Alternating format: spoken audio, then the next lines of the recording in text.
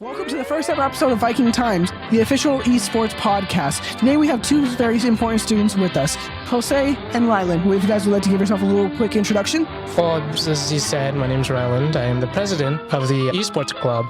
Jose? My name is Jose Valentona, and I'm the vice president of the esports club. Two very important people for the club. Now, the first topic I want to talk about today, how was esports made? If you guys want to give a little bit of a rundown of the history, what you guys know. Well, from what I remember before I got sick, I was going to form an esports team before Mr. Wynn adapted the esports club itself. Like, it was originally going to be formed in Miss Ellis's room. I don't know where, I think she's not from the school right now, but, before, in my sophomore year, I was going to form the esports club.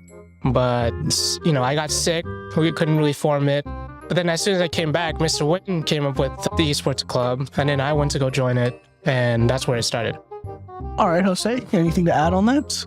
Basically, I was also with Ryland, and we were both going to make an esports club with a couple of my friends. We were just going to bring switches from our houses and try to make one.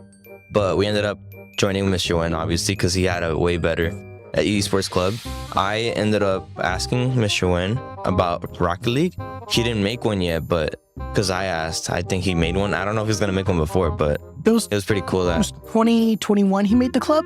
He made it my sophomore year, so it was like... It was 2021. 2021? All right. Yeah. So as I just mentioned right now, the esports club was made in 2021 just as a place for students to come together and play video games. As it progressed, it eventually became a class. Last year was the first time we ever had a class. It only started off with one period, but after that, now we have two. Hopefully, we're shooting for three. Right now, the club is still very prosperous. It's a lot more, there's a lot more now. There's computers, there's screens, more switches, a lot more equipment for the students to use and express their creativity. And overall, just it's gotten a lot better since the early stages. I remember when I first came here, it was just desks and like two switches. All right. So it's to my understanding, you guys are both seniors? Yes. So would you like to talk some about maybe the more older members, maybe people prior to you, people who taught you how to do what you're doing today? Well, before I joined esports club, there was like 3 prominent Smash players that I knew that I trained with. And, they graduated last year, but, it was Tristan, Francisco, and Carlos, who basically helped me learn and taught me more about the game, got me to who I was in Smash, considered the best player in the esports club because of them. They were still the best when they were here, but since they left, I'm the only one left. Yeah. How about you? Yeah. Oh, well, when I joined esports, there wasn't really a Rocket League team, so I was kind of my own at first. But then I had to recruit people, and I know two of my closest friends who played Rocket League, basically at the same exact level as me. So we can't really say who's the best, but we're all basically equal. So it's a perfect match for us. If you were to say though, who is the best? Definitely not Joseph. But fair enough. All right. So another question I want to ask you, a bit more deeper and philosophical. Well, not too philosophical because it's esports. What does esports mean to you? What is esports? To me, esports is a place where I can have fun with my friends, still learn things, to be able to learn things, be able to have new experiences. But I think what I enjoy most about esports is being able to communicate with my friends and being able to build on teamwork and just enjoy the experience. But Ryland? From what I've been on since the last 3 years from my sophomore year, I believe esports would be more competitive. Well, it's still competitive, of course. And after that, though, it's more about the community and what we learn, how we play, teamwork, all that kind of stuff. All right. So one very important major aspect and the whole thing that makes esports competitive is other teams. Now, it's to my knowledge that a lot of the other teams are challenging. What would you say is some of your experiences with a lot of other schools? So the first year, I didn't really get to experience anything because, to be honest, I don't know if anybody tried or they just didn't recruit good people.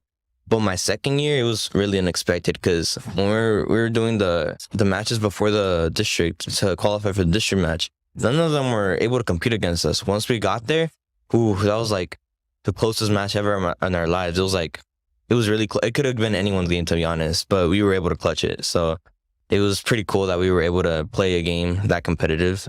I see. What do you think about some of the other teams that we have going on? Oh, other teams in Schools. different schools. Okay, I think most of them are good. I don't think everyone's could be considered the best. There's no real answer unless win the tournament, obviously. Mhm. But give respect to all the people, hard work that all the Smash players do. To get to their position to play in there, because it's kind of a lot of work to get into it, and all the nervousness that you get, all the matchups that you have to learn. Like, there's a lot that you have to do just to get into those things. So it's better to give respect to all the players, but the most prominent would be Valley View and Canyon. All right. To be honest, he said that the best is the winner. I don't think that's true. To be honest, I think Canyon was way better than us, but I think we were just. You just wanted it more? We just wanted it more, I guess. I don't know. Something like we were doing really bad, but somehow we just flipped the switch and we were able to clutch the win.